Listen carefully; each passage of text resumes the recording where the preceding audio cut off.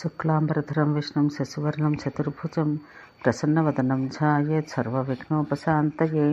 పుష్కరద్వీపం యొక్క అర్ధభాగమందు తియ్యని నీటితో గల మహాసముద్రం ఆవరించి ఉంది. ఆ సముద్రం అంతటా వ్యాపించి ఉంది.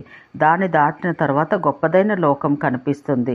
అదంతా బంగారు భూమి. ఆ భూమి అంతా ఒకే ఒక రాతి పలకతో ఉపమింప వీలుగా ఉండును.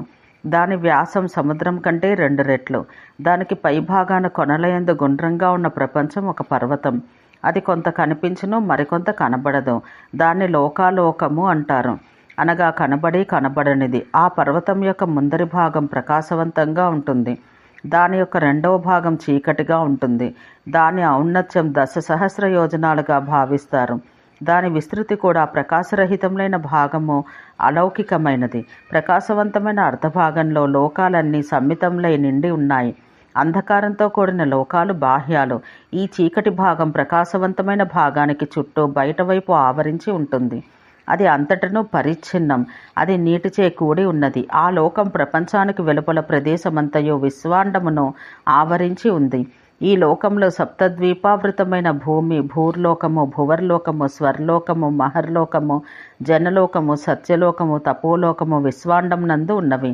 లోపల గల లోకముల గురించి ఇంతవరకే తెలియను. ఇంతవరకే తెలుసుకొన వీలగును. మొదట శుక్లపక్షమున పడమటి దిక్కున చంద్రుడు ఒక కుండయందు ఉన్నట్లుండును. విశ్వాండం యొక్క శరీరం అట్లే ఉండును. ఇట్టి విశ్వాండముల పైన కింద పక్కన వేలాది కోట్ల సంఖ్యలో కలవని తెలుసుకొనవలను. దానికి కారణం అవ్యయమైన ఆత్మ. ప్రకృతి నుంచి పరిణమించిన సప్తధరణులచే పై విశ్వాండంలో ప్రతిదీ ఆవరించబడి ఉంది. అవి 10 లేక ఎక్కువ సంఖ్యలో గుంపులుగా ఉండి ఒక్కొక్క దాన్ని ధరించును, రక్షించును. అవన్నీ ఒకదానిపై ఒకటి అమృతంలై ఉన్నాయి. అవన్నీ ఒకదాని నుంచి మరి ఒకటి పుట్టినవి. ఈ విశ్వాండం యొక్క చుట్టూను ఘనీభవించిన నీరు గల సముద్రము అనగా ఘనోదధి చుట్టుకొని ఉంది. అది అంతా వనోదంచే కూడుకొని స్థిరంగా ఉంది. ఘనీభవించిన నీరు గల మండలము చుట్టూ పైనను పక్కను వెలుపల తేజోమండలం చే కూడుకొని ఉన్నది. ఈ తేజోరూపమైనది గుండ్రంగా ఇనుపబంతి ఆకారంలో అనగా అయోగుడం వలె ఉంది. దాని ఆకారం గుండ్రం. అంతటను ఘనవాతం చే ధరించబడి ఉంది. ఘనవాతం అట్లే ఆకాశం దాన్ని భరింపగా ఆ విశ్వాండం ఉంది. విశ్వాండం, ఆకాశం, మహత్తు మొదలగునవి అనంతుడు అవ్యక్తములైన పరమాత్మచే ధరించబడుతున్నాయి. అంటే ఆత్మ ఆధారభూతంగా ఉంది. అది అనంతం, అపరివ్యక్తం. అది 10 విధాలుగా సూక్ష్మమైనది. అది అనవధికం. అది అకృతాత్మానం. అది అనాది, అనంతం అనగా అక్షరం. పరమాత్మతో పోలిస్తే అది అంతగా భయంకరమైనది కాదు. అది అనాలంబం. అది అనామయం అనగా రోగం లేనిది. అది అనేక యోజన సహస్రముల దూరమున ఉన్నది. అది అనావృతం అనగా గూఢం కాదు. అది తమస్సు అంటే చీకటి. దానికి కాంతి లేదు. అది నిరవధికం. అది దేవతలకు కూడా తెలియదు. దాని యందు ఎట్టి వ్యవహారం అనగా అక్రియము లేదు. అది చీకటికి చివరి భాగమని ప్రసిద్ధి. ఆకాశం యొక్క చివర అది ప్రకాశించదు. అది మర్యాదకు లోనై ఉంది. ఇచ్చట మర్యాద అనగా పరిమితి, హద్దు అని అర్థం. అది అనంతుని యొక్క మహదాయతనం. అయ్యది త్రిదశలకు కూడా పొందసఖ్యము కానిది. అది దివ్యమని వేదం చెబుతున్నది. మహాత్ముడు దేవదేవుడు అయిన అతని పాలనలో ఉంది. చంద్రునికి, సూర్యునికి కిందుగా ఏ లోకాలున్నాయో అవి పండితులకు తెలియను. అవే లోకాలుగా చెప్పబడినవి. రసాతలముకు కింద ఉన్న లోకములు 7, వానికి పైన ఉన్న లోకములు కూడా 7. ఓ బ్రాహ్మణులారా, బ్రహ్మసదనంతో సహా వాయువుకు 7 స్కందములు కలవు. ఇట్లు పాతాళం నుంచి దివం వరకు దాని గతి సముద్భవించిన వారు ఆద్యంతం లేని స్థితిని పొందురు. జగం యొక్క ఆగతియు బ్రహ్మ యొక్క ప్రకృతియు విచిత్రమైనవి. దైవికమో లేక నిసర్గమో అయిన ఆద్యంతం లేని స్థితిని వారు పొందుదురు. దైవికమో లేక నిసర్గమైన బ్రహ్మ సృష్టి చాలా విస్తృతమైనది.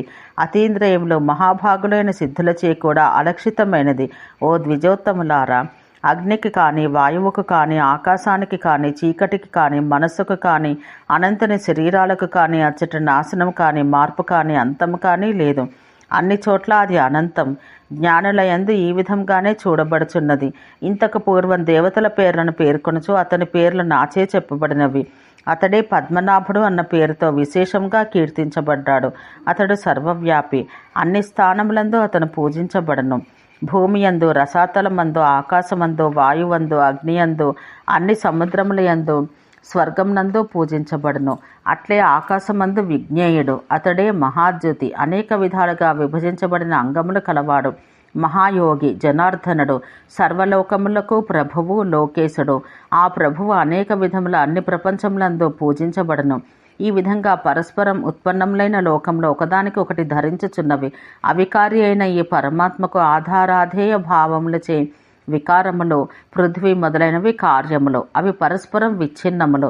అవి పరస్పరం ఆధిక్యం కలిగినవి. అవి అన్యోన్యం, ఒకదానికి మరొకటి ప్రవిష్టములై ఉన్నవి. అవి పరస్పరం సృష్టించబడిన ఒకటచే అవి స్థిరత్వం కలిగి ఉన్నవి. ప్రారంభంలో వానికి విశేషములు లేవు. వానికి ఇతరములైన వాని గురించి చెప్పలేకపోవటం వల్ల విశేషములు అని పేరు వచ్చింది.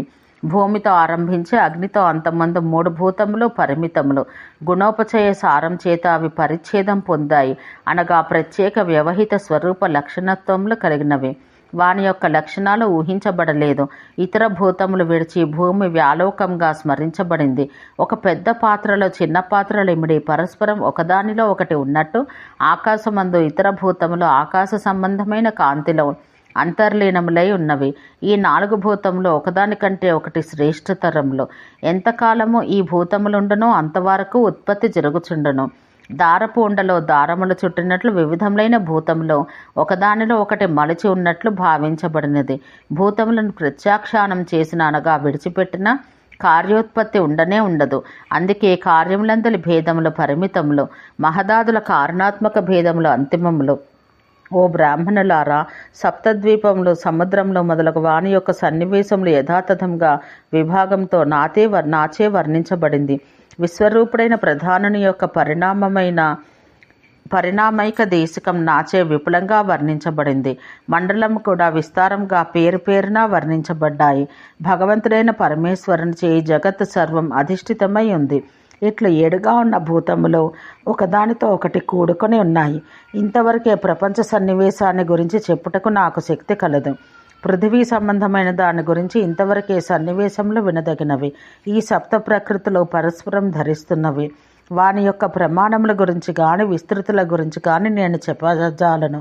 పైన ఉన్నవి, కింద ఉన్నవి, పక్కలందు ఉన్నవి అగు ప్రకృతుల సంఖ్య అమేయములు. తారకా సన్నివేశంలో ఆకాశ మండలంలో ఉన్నవి. భూమి యొక్క పర్యాయ సన్నివేశం భూమండల ఆకారంలో ఉన్నది.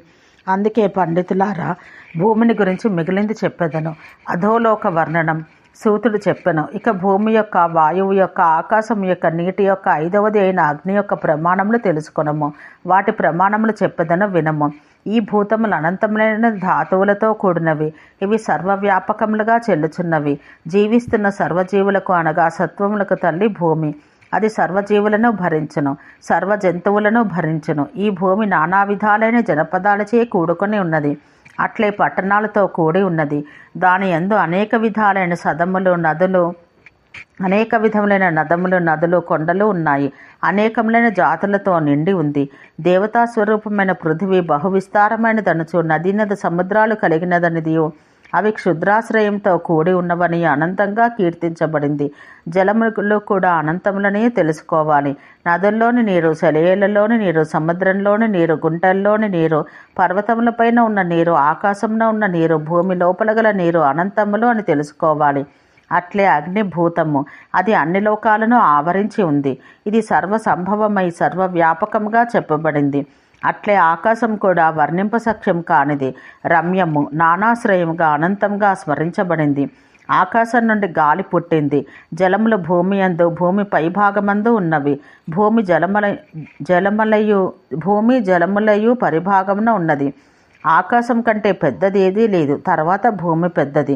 భూమి వృద్ధి పొందును. భూమి ఆపస్సు, ఆకాశముల యొక్క ఆయా పరంపర తెలిసినదియే. సప్తమ రసాతలంలో ఈ స్థితి ప్రఖ్యాతమైనది. రసాతలం 10,000 యోజనముల దూరం భూమిని కలిగి ఉంది. రసాతలం ఒకదానికంటే మరొకటి విశాలతరమైనది అని సాధువులంటారు. మొదటి రసాతలం, అతలం, తర్వాత వితలం. అది బహువిస్తృతమైనది. తర్వాతది తలాతలం. అతలం చాలా విస్తీర్ణమైనది. దానికి కిందుగా తల అనగా రసాతలం ఉంది. దాని తర్వాత రసాతలం ఉన్నది. అది పాతాళమని గ్రహించాలి. వానిలో ప్రథమమైన భూమి భాగం నల్లని భూమిగా అంటే కృష్ణభూమిగా ప్రసిద్ధి చెందింది.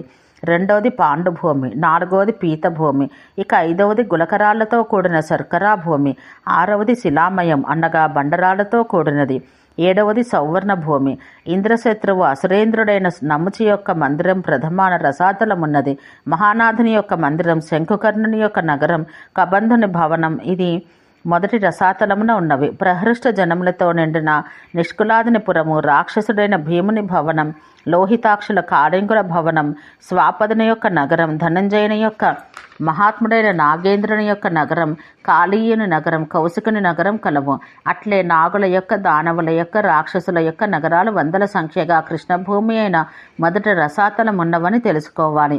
రెండవ రసాతలమున అనగా సుతలమున దైత్యులకు, రాక్షసులకు మొదటి ప్రభువైన మహాజంభుని నగరం, హయగ్రీవుడైన కృష్ణుని నగరం, నికుంభుని మందిరం, శంఖనాముని గోముఖుని యొక్క పురం, రాక్షసులైన నీలుని యొక్క, మేఘుని యొక్క, కదనుని యొక్క పురం, కుకుపాదుని యొక్క ఆలయం, మహోష్నీషుని యొక్క ఆలయం, కంబలుడు అను సర్పం యొక్క నగరం, అశ్వతరుని నగరం, మహాత్ముడైన కద్రుని కుమారుడైన తక్షకుని నగరం. అట్లే ఓ బ్రాహ్మణులారా, సర్పాలకు, దానవులకు, రాక్షసులకు సంబంధించిన నగరాలు వేలాదిగా పాండు భౌమవర్ణం గల నేలగల రెండవ రసాతలంన కలవు.